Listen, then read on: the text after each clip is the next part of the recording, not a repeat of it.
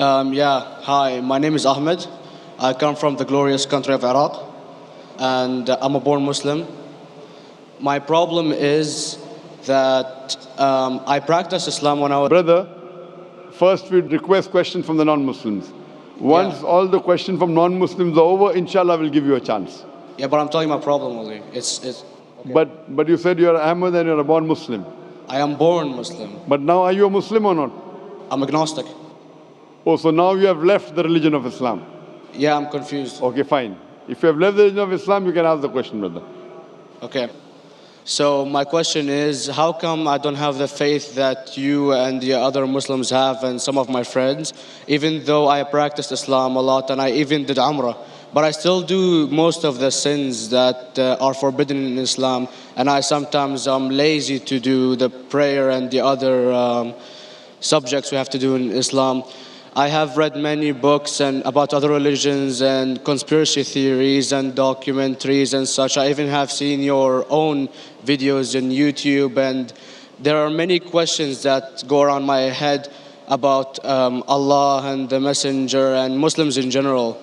And basically the most important question is, you said in one of your debates or questions that Allah is the creator and He's uncreated.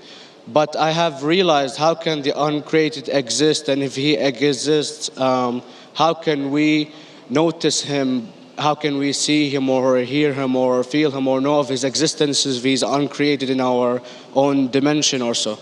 That's one of the questions. Brother Ahmed said that he is a born Muslim. He comes from Iraq. He read the Quran, he read the books, but he commits many sins. He believes maybe sometimes he's agnostic and he's lazy for praying. Brother, before I answer your main question, if you do sins and if you're lazy for praying, that does not make you a non-Muslim. As long as you believe that praying is fard, sometimes you miss, it's a sin. It's a major sin that you sometimes don't pray, but that doesn't make you a non-Muslim. If you say praying is not required, then you're doing kufr. But if sometimes you do sin, sometimes minor sin, sometimes major sin, it is haram, it's forbidden, but that does not throw you outside the fold of Islam. There are sometimes waswasa of the shaitan asking you, you're a Muslim, but this is wrong in Islam, this is wrong. And it does deviate the person's mind. At that time, maybe your iman may be low. But these things should not make you consider that you're non-Muslim. Regarding a question that I mentioned in my speech, and you're right, that Almighty God is the creator, but He Himself is uncreated.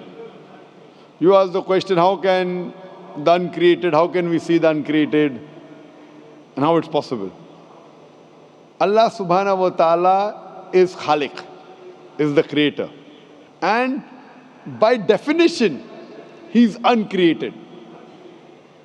Because normally people say that when they try and prove in logic that everything has a creator, who created this table, the carpenter, from where he got, from the tree, who created the tree, so it goes back to Allah.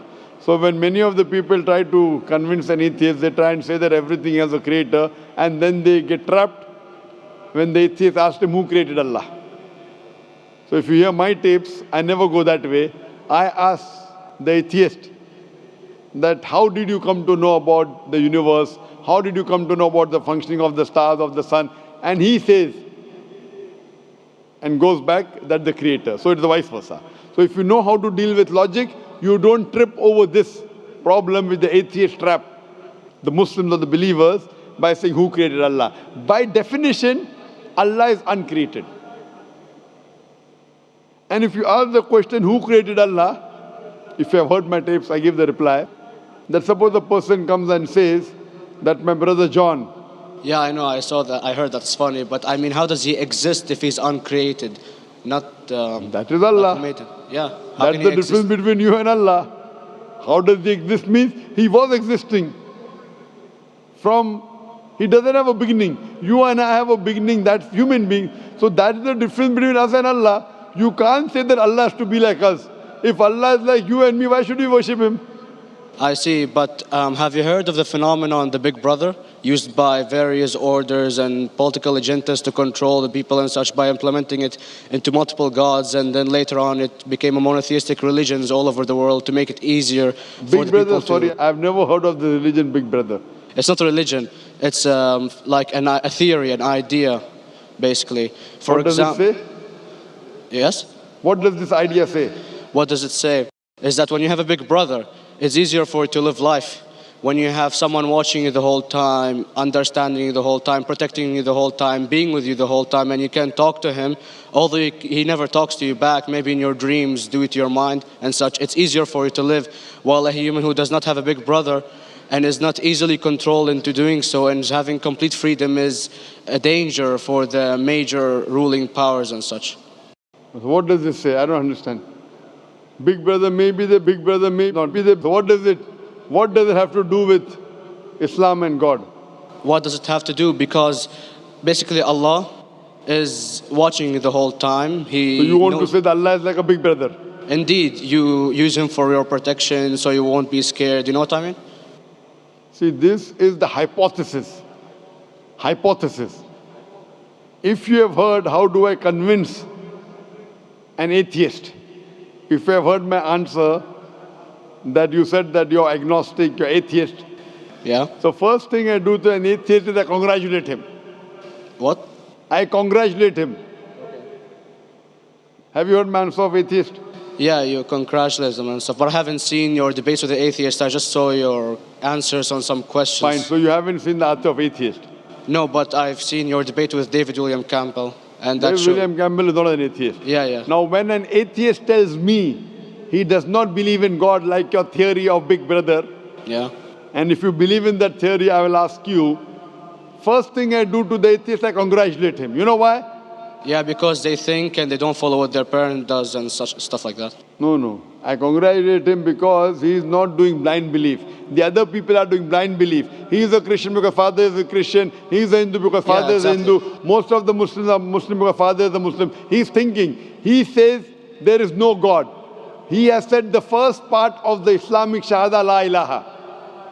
The reason I congratulate him is because he has said the first part of the Islamic Shahada, Islamic Creed, La ilaha. The only thing I have to do is illallah, which I shall do inshallah. So if you have heard my answer, an atheist becomes an atheist because he believes in science, he believes in logic. Or I ask him that if an equipment is bought in front of him, which no one in the world has ever seen, and if the question is asked, that who will be the first person who will be able to tell you the mechanism of this new equipment? What is the answer? Of course, he's going to tell you the producer or the maker of this equipment. Creator, producer, maker. So when we ask him questions that how did this universe come into existence, he will talk about the Big Bang.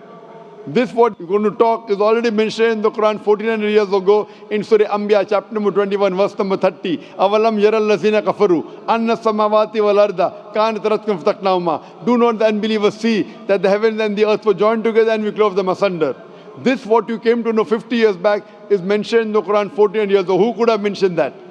Well, in various civilizations in like 2000 or 5000 BC before Islam came or Christianity itself, there was various civilizations that are good in astronomy and they know more about our solar system than we do now, sadly. Brother, your knowledge of science is little, not in-depth. I do agree. There are certain things which were known as hypotheses. For example, we came to know, we were proved that the earth was spherical in 1577. I know that in 6th century BC, there were Pythagoreans who believed that the earth was spherical.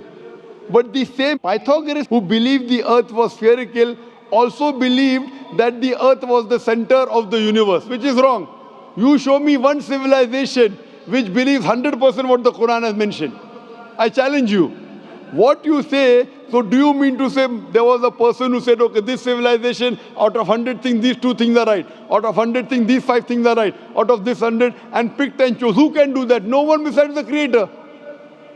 Even if you know that there were 10 different civilizations, hundreds of civilizations, there is not a single civilization that you know in the past which knew 100% of science what we know today.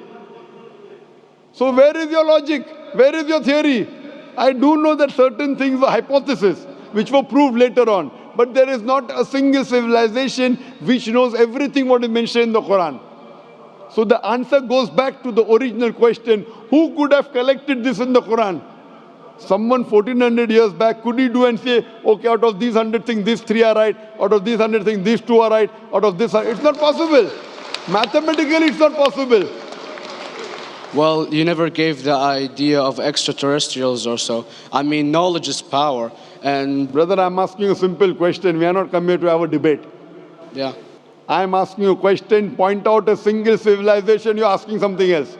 Yeah, We are alright. not here to discuss. You can come in the room and discuss. You ask a question, I'm giving you the answer. You gave about old civilization. I told you you're right. But out of 100 things, 98 they were wrong. So I'm asking you, who could have mentioned this in the Quran? You're talking something else now. Yeah, well, I'm asking a simple question, 2 plus 2 equal how much? You're saying, I'm telling you 3 multiplied by 3 is how much? I'm asking a name, you're telling that where do you live? I'm asking a simple question, name me a single civilization which has everything what was mentioned in the Quran. Do you know of any or not? Yes or no? Well, not everything, of course. Even not 10%. Why? Babylon knows of most of the planets and such. Planet is not the only thing mentioned in the Quran. There are 1,000 things mentioned in the Quran. To say what 1,000 things are mentioned in the Quran, 10% would be equal to 100 things. Did Babylonian civilization knew about 100 things mentioned in the Quran? No, because they You don't cannot. have the They knew 5 or 6 things. In percentage wise, very small. So Of course. who can be the author of the Quran besides the creator to know what is right, what is wrong? Today science has established the hypothesis mentioned by Babylonian so many centuries back is today proven. So these were hypotheses in the past, which out of them many have been rejected, some have been accepted. So to collect all which is 100% correct has to be from the creator and no one else.